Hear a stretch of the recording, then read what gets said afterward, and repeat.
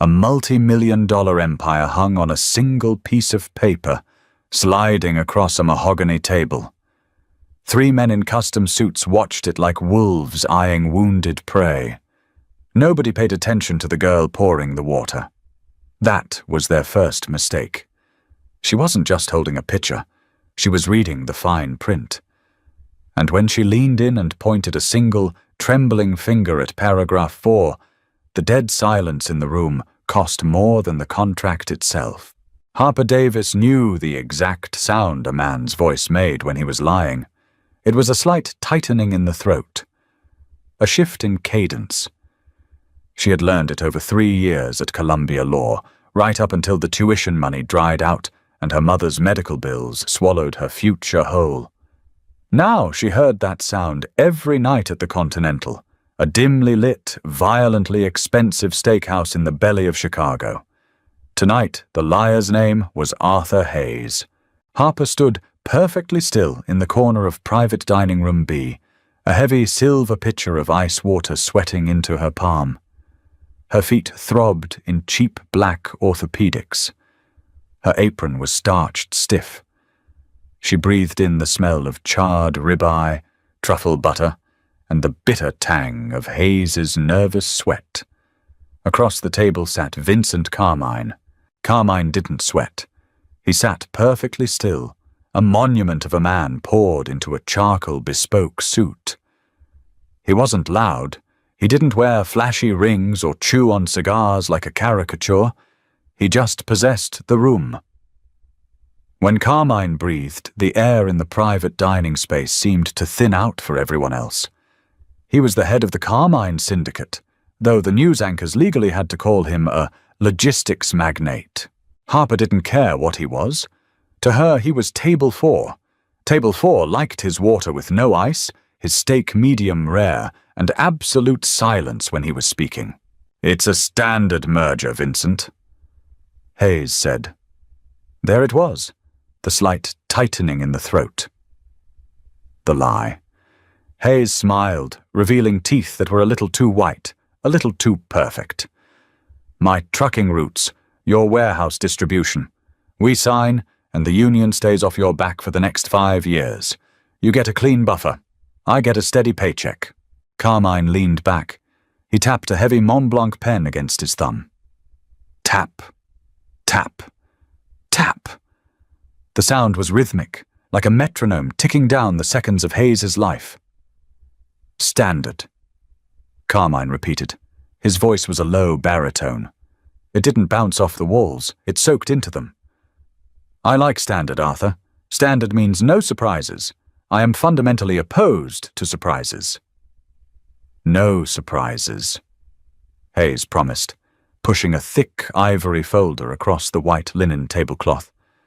"Just good business." Behind Carmine stood a man Harper only knew as Russo. Russo looked less like a human and more like a cinder block wearing a tie. He didn't blink. He just watched Hayes's hands. Harper moved forward.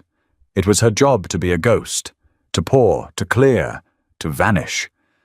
She approached the table, keeping her eyes averted, stepping softly on the plush carpet. She reached Hayes's side of the table and angled the heavy silver pitcher, pouring a steady stream of water into his crystal glass. Hayes didn't even look at her. To him, she was part of the furniture, a lamp that poured water. But as she poured, Harper's eyes drifted to the open folder on the table. It was an old habit, a terrible habit. Her brain, wired for the brutal, microscopic text of contract law, automatically started scanning the paragraphs upside down. Section 3, liability, standard. Section 3A, indemnification, standard. She finished pouring Hayes's water and moved seamlessly behind Carmine to fill his glass. She leaned in slightly, the scent of Carmine's expensive vetiver cologne mixing with the smell of the seared meat. Carmine flipped to the second page. Harper's eyes caught on a block of text near the bottom. Her pour slowed. A fraction of an ounce of water missed the ice and hit the side of the glass. Nobody noticed. Her eyes darted across the upside-down legal jargon. It was buried deep in a subheading regarding asset forfeiture. Section 4, Clause B. It was beautifully hidden. Masterful, really. It looked like standard boilerplate language protecting Hayes if Carmine's warehouses were seized by federal authorities. But the phrasing, the specific syntax regarding secondary liability transfer, was inverted. Harper blinked. She read it again. If Carmine signed that paper, he wasn't just giving Hayes a buffer. He was agreeing that if any of Hayes's trucks were caught moving illicit cargo Hayes could easily plant, Carmine's holding company would absorb the financial and legal penalty, while relinquishing controlling interest of the ports to Hayes's shell corporation as collateral. It was a guillotine wrapped in a silk ribbon. Carmine picked up the pen. He didn't read the clause. Bosses never read the middle pages. They paid lawyers to read the middle pages. But Carmine's lawyer wasn't here. Hayes had insisted on a sit-down, just the two of them, to hash it out like men. Carmine uncapped the pen. The gold nib flashed under the low chandelier. Harper was supposed to step back. She was supposed to walk out the heavy oak doors, go back to the kitchen, and eat a cold bread roll over a trash can while dreaming of paying off her mother's MRI bill. It wasn't her business if a mafia boss signed away his ports to a rat. The world would keep spinning. Carmine pressed the pen to the signature line. Harper's exhaustion stripped away the last of her self-preservation. She didn't think. She just reacted to a bad contract the way a mechanic reacts to a grinding engine. "Excuse me, sir, but this clause is a trap." The words hung in the air, sharp and fragile as broken glass. Harper froze. The silver water pitcher suddenly feeling like a bomb in her hands. Her heart slammed against her ribs. She had actually said it. Out loud. In front of the most dangerous man in the city. Vincent Carmine's hand stopped moving. The nib of the pen hovered a millimeter above the heavy cardstock. A microscopic dot of black ink bled into the paper. For a second, the room was so quiet Harper could hear the faint hum of the air conditioning vent above them. Then Carmine's polite, businesslike smile vanished. It didn't fade. It was just gone, replaced by a cold, hollow stare that made Harper's stomach drop into her cheap shoes. He didn't look up at her right away. He just slowly turned his head to the side, staring at the empty space next to him. Hayes let out a sharp, nervous laugh. "What the hell is this?" He barked, his face flushing violently. He pointed a thick finger at Harper. "Get out! Bring the manager, now!" Harper took a step back, her knuckles white on the handle of the pitcher. I apologize. I'll just... Stay." Carmine's voice was barely above a whisper, but it hit the room with the force of a physical blow. Harper's feet nailed themselves to the floor. Russo shifted his weight behind Carmine. It was a tiny movement, but Hayes noticed it. Hayes swallowed hard, the Adam's apple bobbing in his throat. Carmine finally looked up at Harper. His eyes were the color of wet slate. They didn't hold anger. They held a terrifying, absolute calm. "What did you say?" Carmine asked. Hayes slammed his hand on the table. "Vincent, come on, she's await... Arthur!" Carmine interrupted smoothly, never taking his eyes off Harper. "If you speak again while I am conducting an inquiry, Russo is going to staple your tongue to the table. Do we understand each other?" Hayes shut his mouth. He looked sick. Carmine tilted his head, studying Harper. He took in her frayed cuffs, the dark circles under her eyes, the sheer terror radiating off her. "I asked you a question. Answer it." Harper's throat was dry.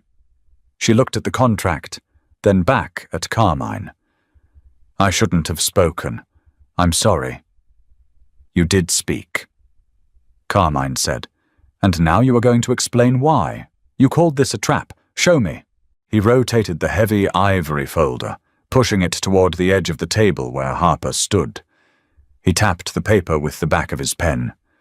"Read it." Harper swallowed. She set the pitcher down on a side tray with trembling hands. She stepped forward, her hip brushing the edge of the table.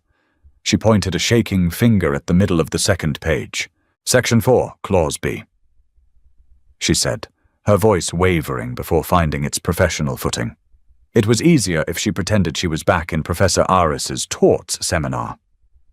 It's disguised as a standard indemnity waiver, but the subordination language is inverted. Carmine looked at the paper. Then he looked at her. Speak English. Mr. Hayes isn't indemnifying you against federal seizure, Harper said, her voice growing steadier. She pointed to a specific string of Latin terms. He embedded a cross-collateralization trigger. If any of his trucks get popped by the feds, he defaults intentionally. Under this phrasing, your holding company absorbs his criminal penalty. And because you absorbed the penalty, the contract dictates that your controlling interest in the shipping ports transfers to his shell corporation as collateral. Carmine stared at her. He's not giving you a buffer, Harper concluded quietly, pulling her hand back. He's using you as a human shield, and the moment he takes a bullet, he legally owns your ports. The silence returned. It was heavier this time. Suffocating. Carmine didn't say a word. He just slowly pulled the contract back toward him. He read Section 4, Clause B. He read it twice. Harper watched his jaw flex. It was the only sign that the earth was cracking open beneath the table. You crazy bitch! Hayes suddenly exploded, shoving his chair back. The legs scraped violently against the floor. She doesn't know what she's talking about. She's a goddamn waitress. Vincent, you're going to listen to some dropout carrying a tray. Carmine didn't look up from the paper. Russo moved faster than a man his size should be able to.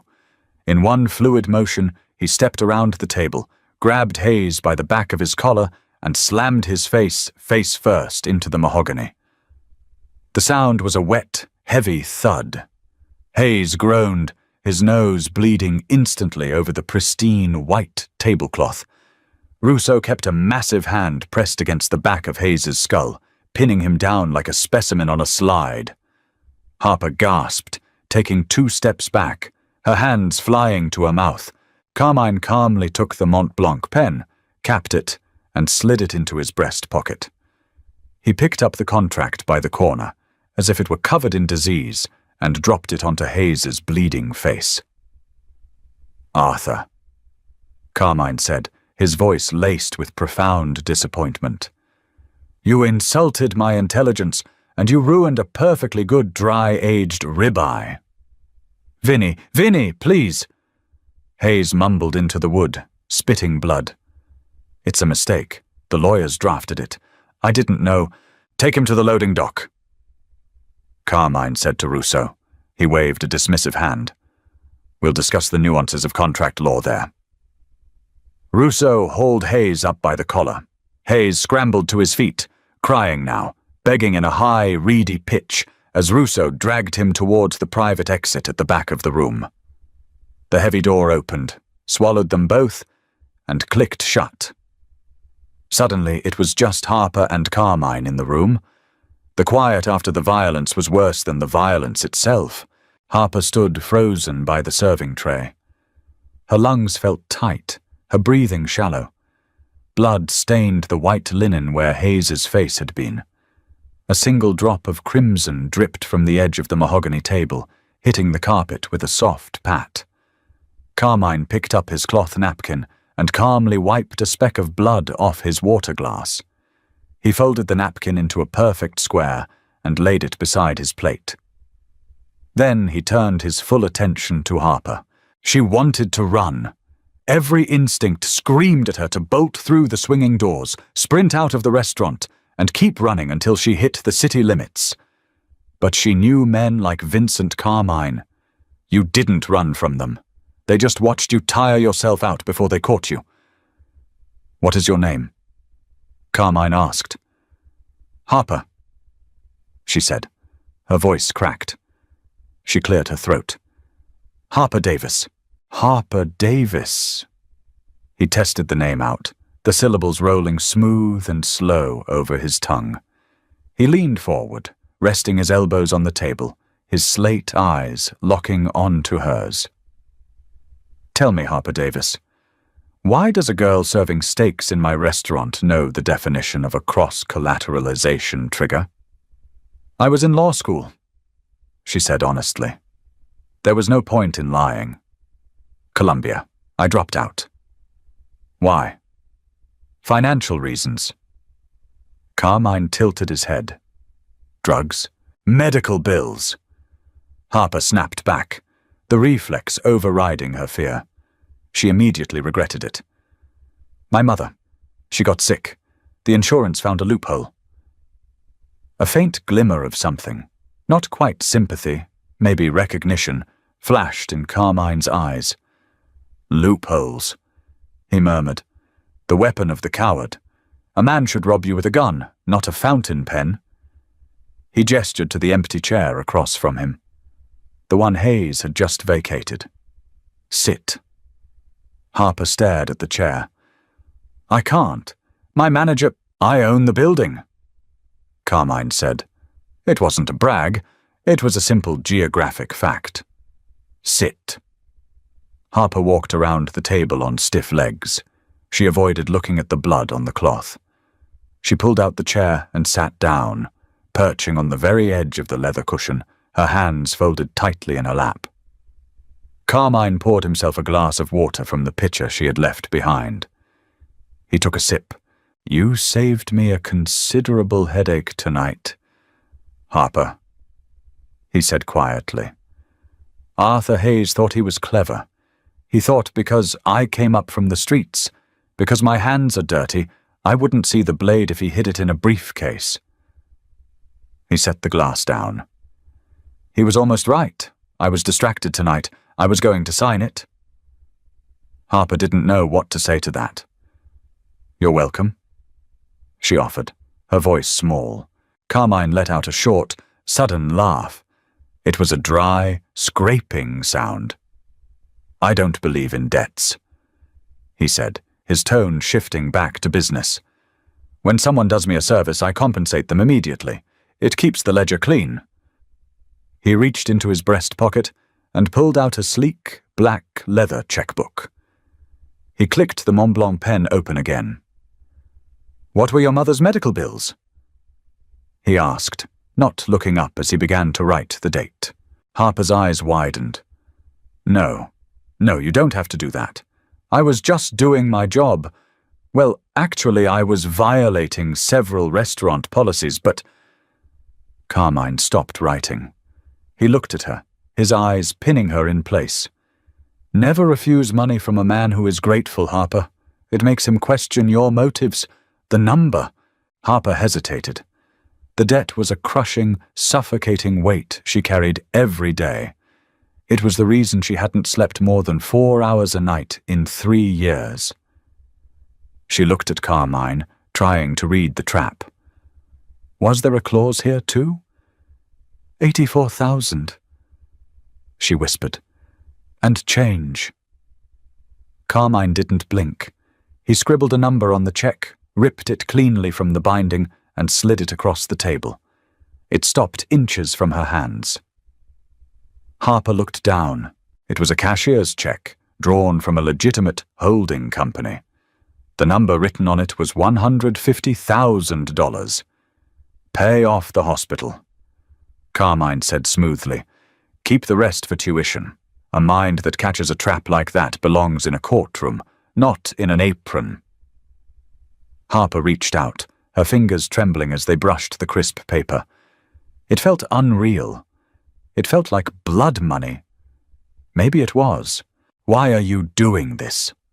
She asked, looking up at him. 84 was the debt. This is too much. Because you did something tonight that nobody in my organization has done in a very long time, Carmine said. He leaned back in his chair, adjusting his cuffs. What's that? Carmine's slate eyes held a strange, heavy weight. You told me the truth when it was dangerous to do so. He stood up. The meeting was over. Harper clutched the check tightly, standing up with him. "Go home, Harper Davis," Carmine said, turning toward the door. "Pay your debts. Finish your degree." He paused, his hand on the brass doorknob. He looked back at her over his shoulder. The coldness in his eyes was gone, replaced by a sharp, predatory calculation. "And when you pass the bar," Carmine said, his voice dropping an octave, "you are going to come work for me." He didn't wait for an answer. The heavy oak door clicked shut behind him, leaving Harper alone in the quiet room, the weight of the paper in her hand suddenly feeling exactly like a contract she had just signed without reading. The bank teller's name tag read Brenda. Brenda wore thick, tortoise-shell glasses and had a habit of chewing on the inside of her cheek. Right now, she was chewing hard enough to draw blood. She looked at the cashier's check on the laminate counter. Then she looked at Harper. Then she looked back at the check. "Miss Davis," Brenda said, her voice dropping to a conspiratorial whisper that echoed loudly in the quiet, sterile lobby. "This is drawn from Carmine Logistics. It's for $150,000. I am aware of the amount," Harper said. Her voice was flat. She hadn't slept. The smell of charred ribeye and Arthur Hayes's copper blood was still stuck in the back of her throat. "Is this a settlement?" Brenda asked, her eyes darting to Harper's cheap, scuffed shoes and the faded hem of her trench coat. The discrepancy between the girl and the paper was too massive to ignore. "Because if it's a settlement, we usually need accompanying legal documentation for a deposit of this size to clear the fraud division." Harper leaned in closer to the glass partition. She didn't blink. "It's a gift, from a grateful employer. The routing numbers are legitimate, Brenda. The account is flush. Call the issuing branch if you need to, but clear the funds." Brenda hesitated, typing something into her keyboard with stiff fingers. The machine chugged. The printer whirred. 5 minutes later, Harper walked out into the biting Chicago wind with a deposit slip that weighed heavier than her own soul. She didn't go home. She took the red line straight to St. Jude's long-term care facility. The smell hit her the moment the elevator doors opened on the 4th floor. It was a smell that always sat heavy in Harper's lungs, a clinical mixture of industrial bleach, boiled peas, and quiet, agonizing decay. Her mother's room was at the end of the hall. Diane Davis was 52, but her charts made her look 80. Early-onset aggressive multiple sclerosis had stripped her of her mobility, then her independence, and finally, her savings. Harper pushed the door open. Diane was awake, staring at the muted television mounted in the corner. Her hands were curled into rigid claws resting on the thin blanket. "Hey, Mom," Harper said, keeping her voice light. The lie of a good daughter. Diane turned her head slowly. A faint, trembling smile broke across her pale face. "Harper, you're early. Did you get cut from your shift?" "Something like that." Harper pulled up a plastic chair and sat beside the bed. She reached out, gently wrapping her warm hands around her mother's cold, stiff fingers. She swallowed the knot in her throat. "Mom, we're paid up." Diane blinked, the comprehension slow to arrive.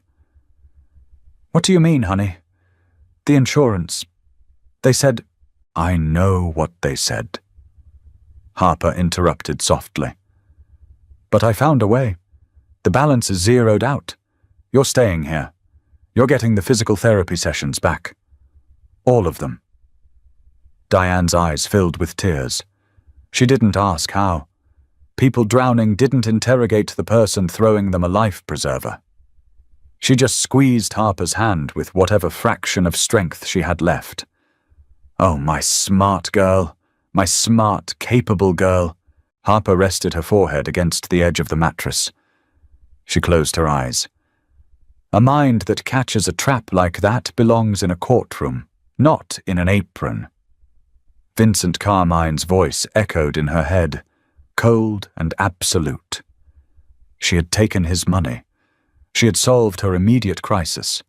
But she knew enough about contract law to know that a transaction was never just a transaction.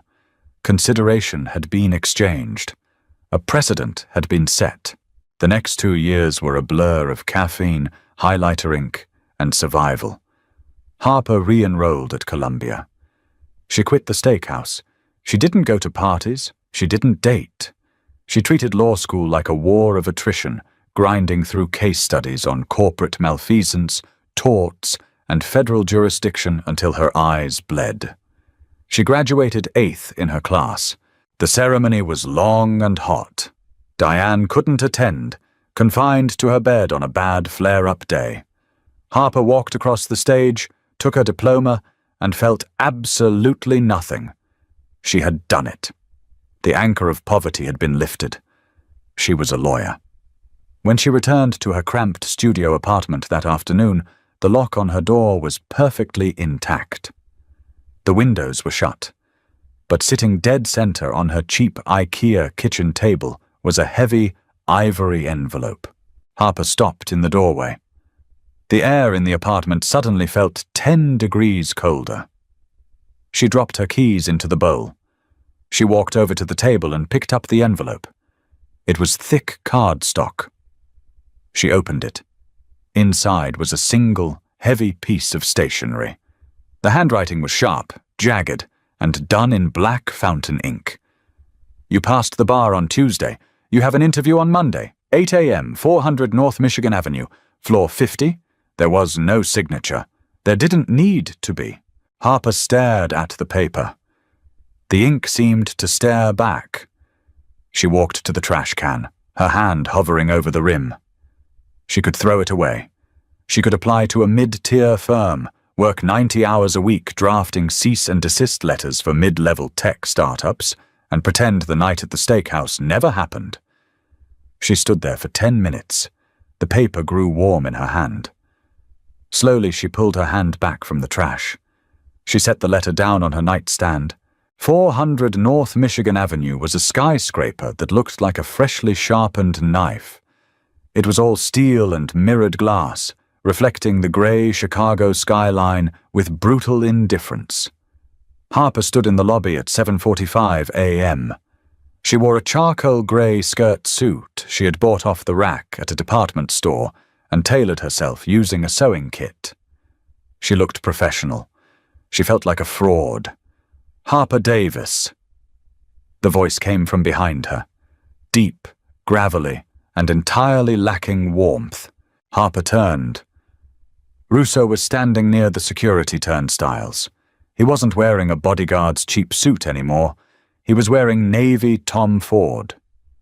The cut hid the bulk of his shoulders, but it couldn't hide the flat, dead look in his eyes.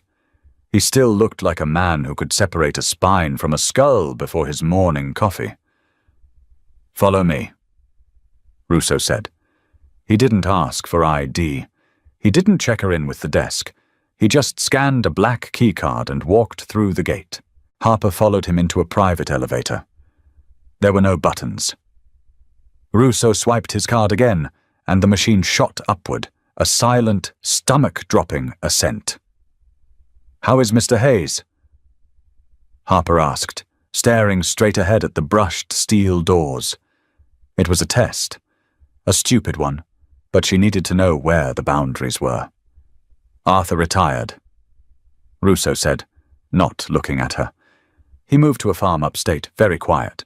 "I see." Harper gripped the handle of her briefcase. Dead. Arthur Hayes was dead. The elevator pinged. The doors slid open to reveal floor 50.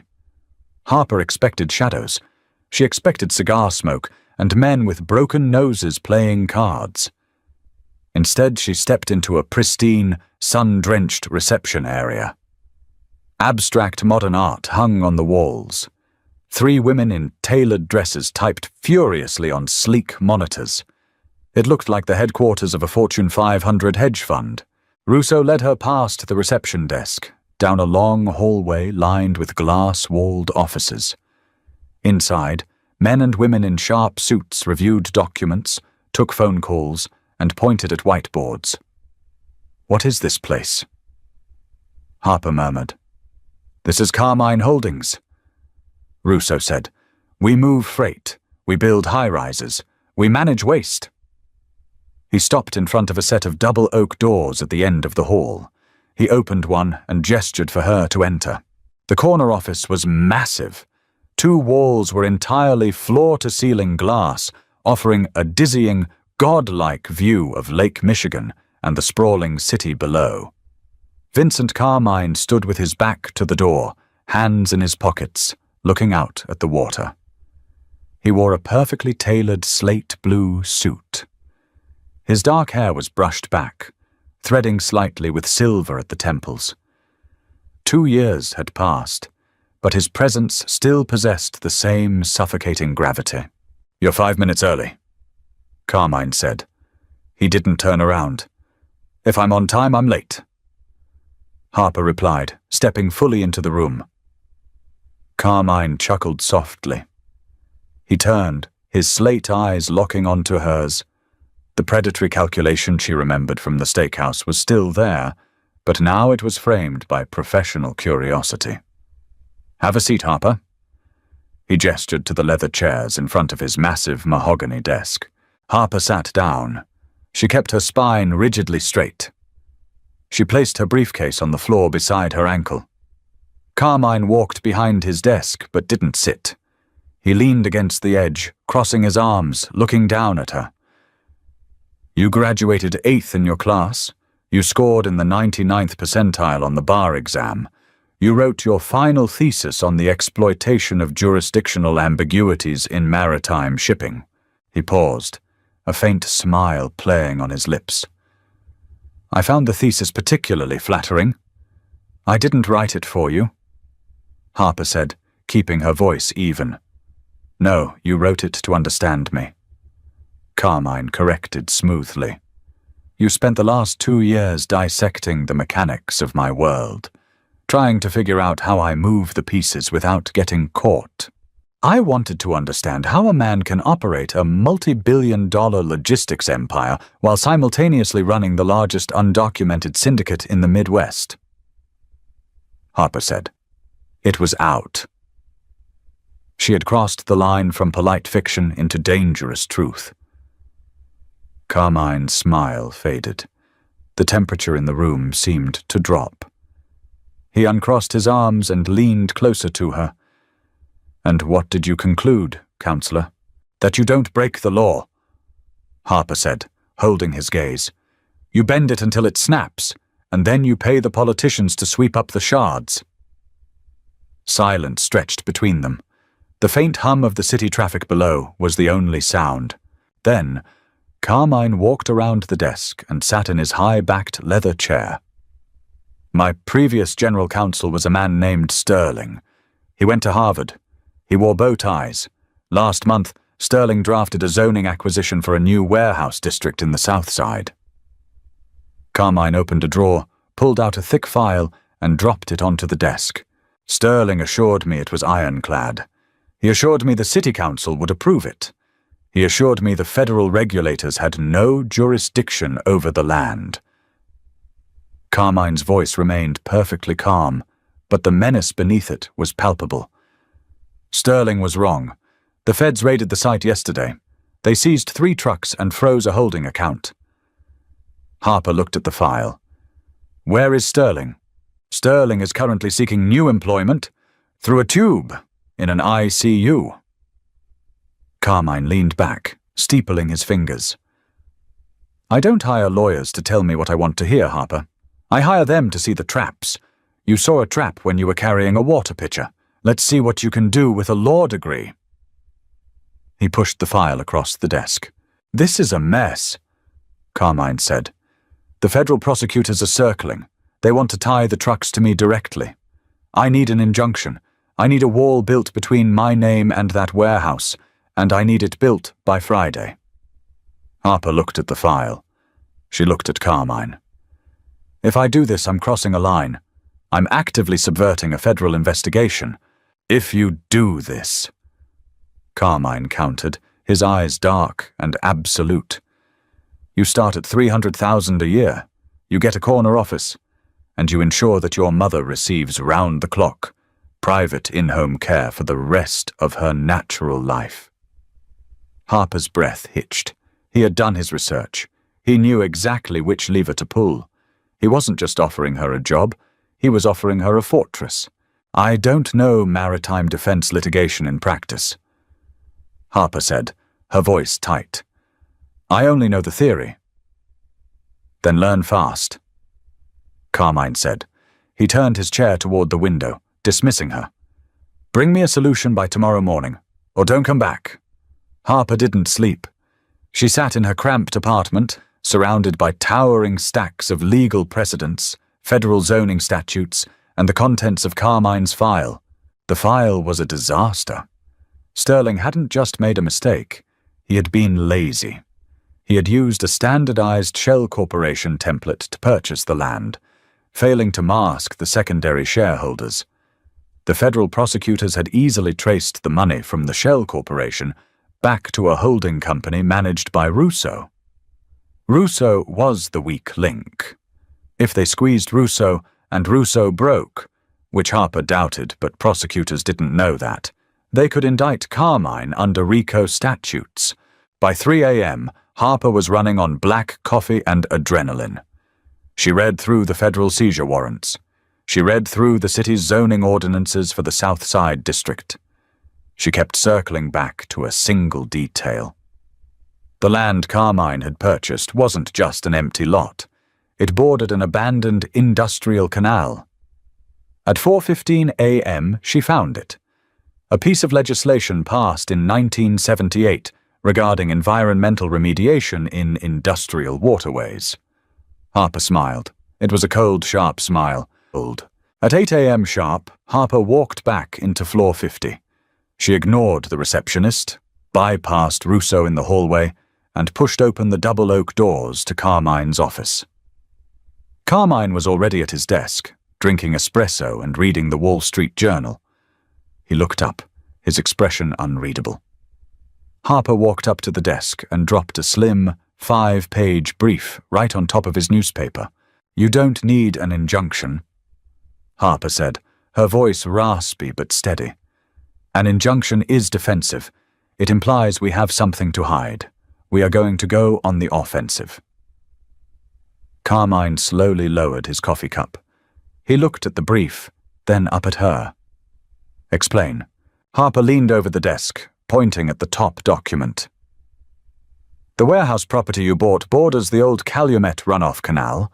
Under the 1978 Illinois Environmental Protection Act, any property owner inheriting land within 50 yards of a designated toxic runoff site is legally compelled to halt all commercial development until the EPA conducts a thorough soil survey. Carmine narrowed his eyes. I am aware. We paid off the local inspector to skip the survey.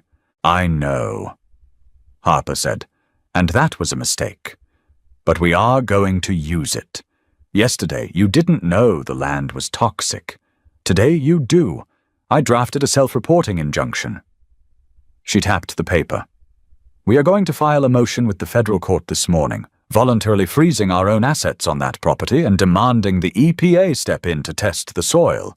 We are claiming the city sold us a contaminated lot under false pretenses. Carmine stared at her.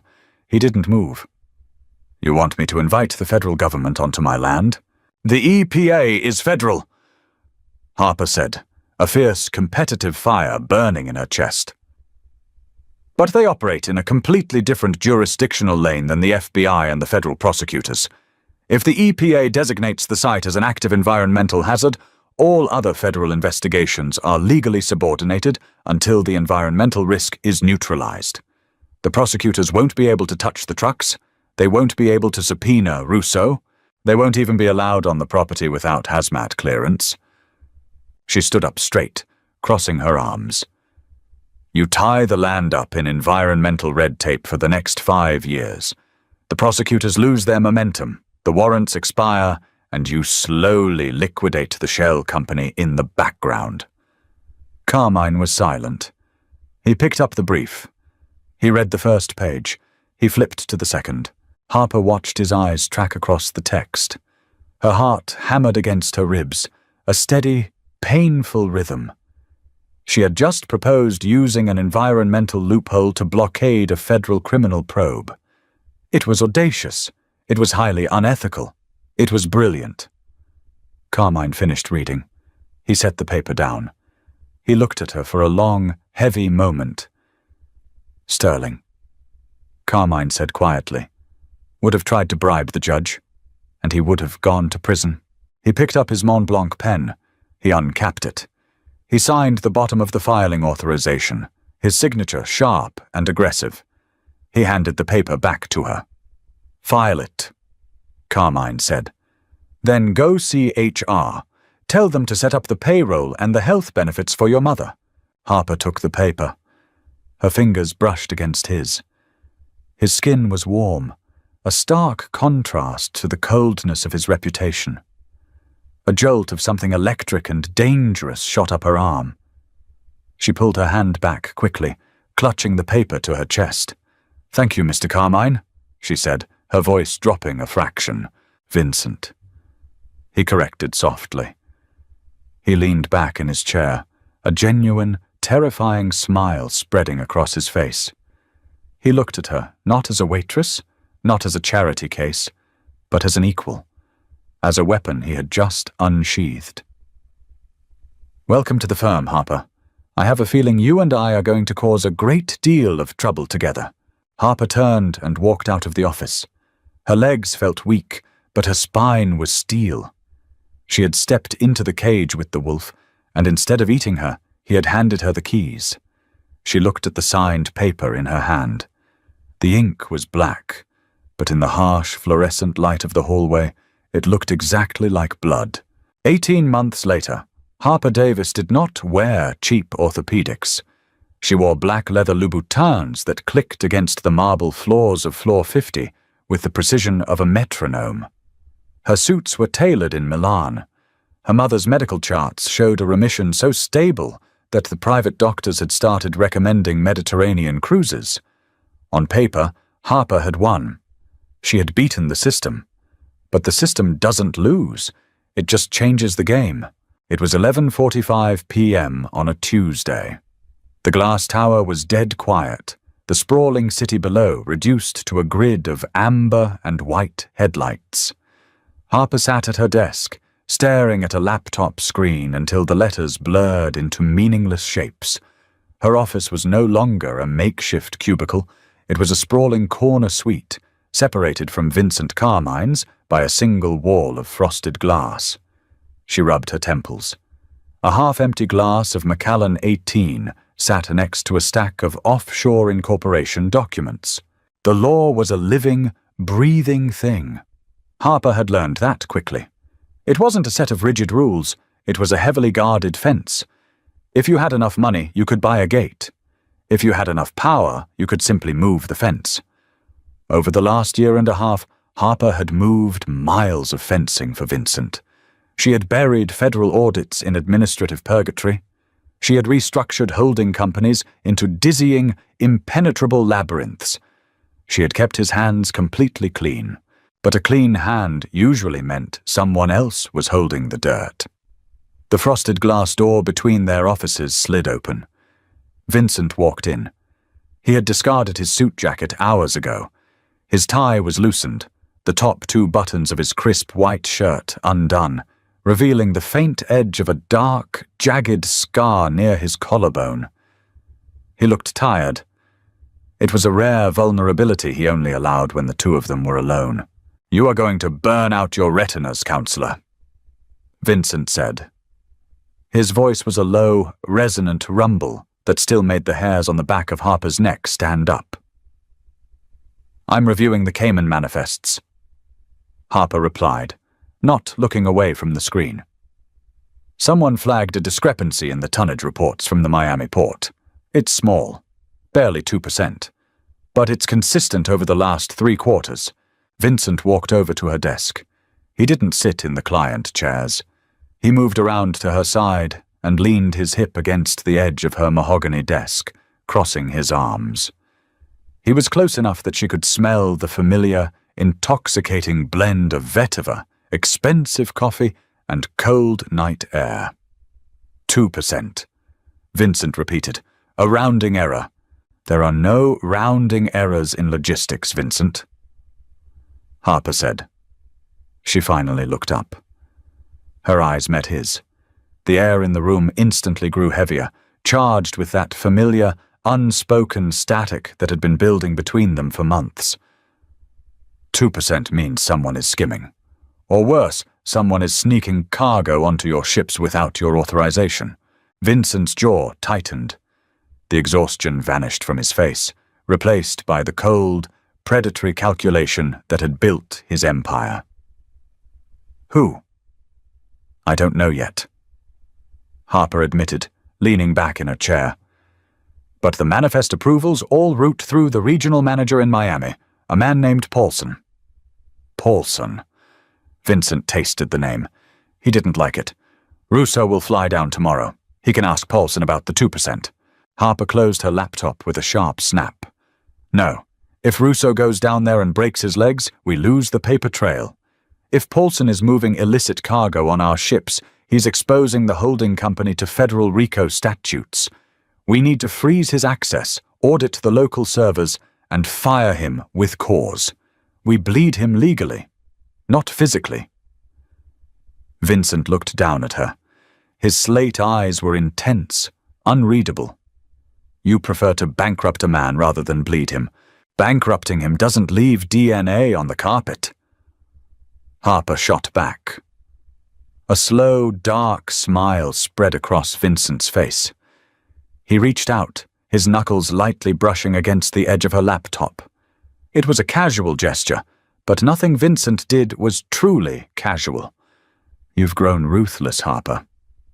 I learned from the best. The silence stretched. It wasn't the suffocating silence of the steakhouse 2 years ago. It was the heavy, pulling silence of gravity. The space between them felt razor-thin. Harper's heart picked up a frantic rhythm against her ribs. She was a lawyer. She lived by boundaries, by strict codes of conduct. But with Vincent, the lines had blurred so completely she couldn't tell where her job ended and her life began. Go home, Vincent said softly. The command lacked its usual edge. You've been here for 16 hours. The Empire will not collapse before sunrise. I need to prep the injunctions for the morning, she argued, though her voice lacked conviction. Harper. He leaned in closer. His hand moved from the laptop, his fingers grazing her shoulder. The touch burned through the silk of her blouse. Go home.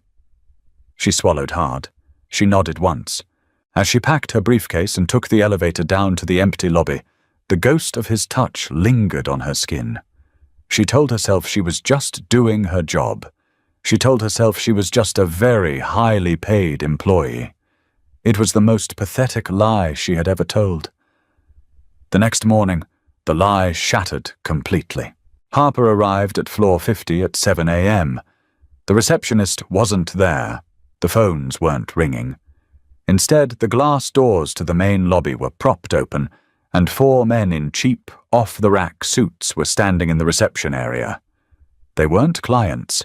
They had the stiff, hyper-aware posture of law enforcement. Harper froze. Her legal instincts engaged instantly, overriding her panic. She gripped her briefcase and walked forward, her heels clicking sharply against the tile. "Can I help you, gentlemen?" she asked, her voice projecting authority. The oldest of the group, a man with a graying mustache and a rumpled trench coat, turned to face her. He held up a thick manila envelope. "We're looking for Vincent Carmine," the man said. He didn't smile. "Mr. Carmine is not currently available." Harper said smoothly, "I am Harper Davis, General Counsel for Carmine Holdings. If you have business with this firm, you address it with me." The man looked her up and down. He didn't seem impressed by the Prada suit. Thomas Ricks, he said, flashing a gold badge. United States Attorney's Office. I have a federal subpoena for all shipping manifests, server hard drives, and financial ledgers related to the Miami port operations. Harper's blood ran cold. Miami. The 2%. Ricks stepped closer, handing her the envelope. We also have an arrest warrant. Harper didn't take the envelope. She kept her hands firmly at her sides. On what grounds, Mr. Ricks? A subpoena of this magnitude requires substantial probable cause, not just a fishing expedition. Oh, it's not a fishing expedition, Counselor, Ricks said, a smug satisfaction creeping into his voice. We have a cooperating witness. Your Miami manager, Paulson. He came to us last night. He confessed to moving untraceable firearms through the Carmine shipping lanes, and he signed a sworn affidavit stating he was doing it under direct orders from Vincent Carmine. The floor seemed to drop out from beneath Harper. Paulson wasn't just skimming. He was a rat. He had realized Harper was auditing his books, panicked, and ran to the feds, trading a fabricated story about Vincent in exchange for blanket immunity. You have 5 minutes to produce your client, Miss Davis, Ricks said, checking his watch. Or we start kicking down doors. Harper didn't blink. She didn't let a single ounce of fear show on her face. She looked at Ricks with absolute, freezing contempt. If you kick down a single door in this office, I will personally see to it that the Bivens action I file against you strips you of your pension and your home. Harper said evenly. Wait here. She turned on her heel and walked rapidly down the hallway. Her heart hammered wildly, but her mind was terrifyingly clear. Paulson had boxed them in. A sworn affidavit from a regional manager regarding illegal firearms trafficking wasn't just a corporate headache. It was a federal trafficking charge. It meant no bail. It meant asset seizure. It meant the end of the empire. She pushed open the heavy oak doors to Vincent's office. Vincent was standing by the window, talking on a burner phone. He took one look at Harper's face and hung up. Feds, Harper said, locking the door behind her. U.S. Attorney Thomas Ricks. They have a subpoena for the Miami servers and an arrest warrant for you. Paulson flipped. He's claiming the guns were your idea. Vincent didn't flinch. He didn't throw a glass or curse. He simply processed the information with the cold, mechanical efficiency of a supercomputer. Where is Paulson?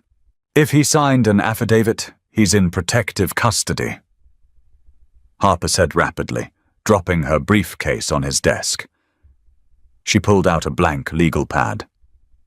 We need to invoke the 5th, refuse to surrender the servers without a specialized warrant, and I need to file an emergency writ of habeas corpus the second they put you in cuffs. I am not going in cuffs, Vincent said quietly. He walked over to a bookshelf, reached behind a leather-bound copy of Dante's Inferno, and pressed a hidden latch. The bookshelf clicked and swung open, revealing a private, reinforced elevator. Vincent, you can't run! Harper pleaded, her voice rising in panic. If you run, you validate their warrant. You become a fugitive. I can fight this in court. I can tear Paulson's testimony apart on cross-examination. Give me time. Vincent turned to her. He walked across the room, closing the distance between them. He stopped inches away, reaching up to gently cup her face. His thumb brushed against her cheekbone. The gesture was so tender, so wildly out of place in the middle of a federal raid, that it robbed Harper of her breath. I trust you with my life, Harper, he said, his voice a rough whisper. I know you could win in a courtroom, but Ricks isn't here to put me in front of a judge. Ricks is owned by the Carino family. Harper stared at him, the pieces violently clicking into place. Dominic Carino, the head of the rival faction that had been bleeding territory to Vincent for a decade. Ricks wasn't a crusading prosecutor. He was a hitman with a badge. If they take me into federal holding today, Vincent continued calmly, I will be stabbed to death in a holding cell before midnight. This isn't an arrest. It's an assassination." A loud, heavy pounding echoed from the main hallway. "FBI, open the door." "Go," Harper whispered, stepping back. Her hands were shaking. "Take the elevator. Where does it go?" "Sub-basement garage. Russo has a car running." Vincent grabbed a heavy black duffel bag from beneath his desk. He looked at her. "You are staying here. Let them search the office. Give them nothing. Claim attorney-client privilege on every breath you take. I will contact you when it's safe." "Vincent!" The heavy oak doors groaned as someone rammed a battering ram against the lock. Wood splintered. Vincent stepped into the hidden elevator. He looked at her one last time, his slate eyes burning with an intensity she had never seen before. "I'll come back for you." The bookshelf swung shut, sealing seamlessly. 3 seconds later, the oak doors exploded inward. The next 48 hours were a masterclass in psychological warfare. Harper sat in a sterile, windowless interrogation room at the federal building. Ricks sat across from her, sweating through his cheap shirt, slamming files on the table. He threatened her with obstruction charges. He threatened to revoke her law license. He threatened to audit her mother's care facility. Harper gave him nothing. She became a machine. She recited case law. She invoked privilege. She stonewalled him with the cold, immovable force of a glacier. By the 3rd day, a federal judge ordered her release due to lack of evidence holding her. Harper walked out of the federal building into the biting Chicago rain. She hailed a cab and gave the driver the address to a secure, secondary safe house. A bleak, industrial warehouse in the meat-packing district that Vincent kept completely off the books. She arrived at 2 a.m. The rain was coming down in sheets. She slipped through the rusted side door, stepping into the darkness. The smell of copper and damp concrete hit her instantly. "Russo?" she called out softly. A shadow moved. Russo stepped into the dim light of a single bulb. He looked terrible. His suit was torn, and his left arm was in a crude sling, blood seeping through the fabric. "Where is he?" Harper demanded, dropping her bag, the professional veneer instantly cracking. Russo pointed his chin toward the back office. "Carino's men ambushed us at the extraction point. Ricks fed them our route. We lost 2 men. Vincent took a hit." Harper didn't wait. She ran toward the office. She threw the door open. Vincent was sitting heavily on a metal folding chair. His shirt was off, discarded in a bloody heap on the floor. A crude, makeshift bandage was wrapped tightly around his right side, just beneath his ribs. The stark white gauze was already blooming with a terrifying, dark red stain. He was pale, his skin slick with cold sweat, but his eyes were open. He looked up at her, and a weak, agonizingly slow smile touched his lips. "You look terrible, counselor," he rasped. Harper dropped to her knees beside him. Her hands hovered over the bloody bandage, afraid to touch it, afraid to hurt him more. "You need a hospital. You need a surgeon." "No hospitals." Vincent breathed, his head rolling back against the cinderblock wall. "Carino has men on the payroll at every trauma center in the city. If I go in, I don't come out." "You're bleeding to death, Vincent!" Harper yelled, tears finally breaking through her absolute control. They spilled hot and fast down her cheeks. Vincent reached out with a trembling hand, gripping her wrist. His grip was shockingly weak. "Listen to me. Carino made a mistake. In his rush to kill me, he overextended. He funneled all his shell company assets into Ricks's offshore accounts to pay off the feds for the hit." He let out a sharp hiss of pain, closing his eyes for a second. "Russo pulled the routing numbers off one of the hitters we put down. They are in my jacket." Vincent opened his eyes, staring fiercely into hers. "You don't need to fix my ribs, Harper. You need to ruin him." Harper looked at the bleeding man in front of her, the mob boss, the criminal, the man she loved. The realization didn't come with fireworks or soft music. It came with the metallic smell of blood and the harsh glare of a bare light bulb. She loved him. She had loved him since the moment he handed her a check and told her she belonged in a courtroom. She stood up. She wiped the tears from her face with the back of her hand, leaving a smear of dark mascara. She walked over to his discarded, blood-soaked jacket and dug through the pockets. Her fingers brushed against sticky, wet fabric, but she didn't flinch. She found a crumpled piece of paper with a string of heavily encrypted Swiss routing numbers. Harper pulled her encrypted laptop from her bag. She sat cross-legged on the cold concrete floor, balancing the machine on her knees. "Russo!" Harper called out without looking away from the screen. "Get the medical kit. Keep pressure on that wound. If he dies while I'm doing this, I'm going to kill you myself." Russo grunted, moving quickly into the room with a trauma bag. Harper's fingers flew across the keyboard. The mechanical clatter filled the silent, bloody room. Carino had used a series of nested shell corporations to move the bribe money. It was a classic layering technique, but Harper knew shell corporations better than anyone in the city. She knew the federal banking regulations, and she knew the Patriot Act loopholes that Ricks had abused to get his subpoena. She was going to use Ricks's own weapon against him. She accessed the secure Carmine Holdings servers. Using her executive clearance, she drafted an anonymous, highly classified FinCEN, Financial Crimes Enforcement Network report. She attached the routing numbers Vincent had found. But she didn't stop there. She used a master key algorithm to cross-reference Carino's routing numbers with known terrorist funding networks. She didn't have to prove the link. Under the Patriot Act, she only had to suggest a credible algorithmic overlap to trigger an automatic, immediate federal freeze of all associated assets. At 3:14 a.m., Harper hit execute. "It's done," she whispered, her hands shaking as she pulled them away from the keyboard. She watched the terminal screen. Within 60 seconds, the automated federal banking triggers tripped.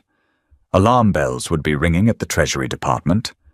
By morning, every single cent Dominic Carino owned, clean, dirty, bribed, or buried, would be frozen under the suspicion of international terrorism financing.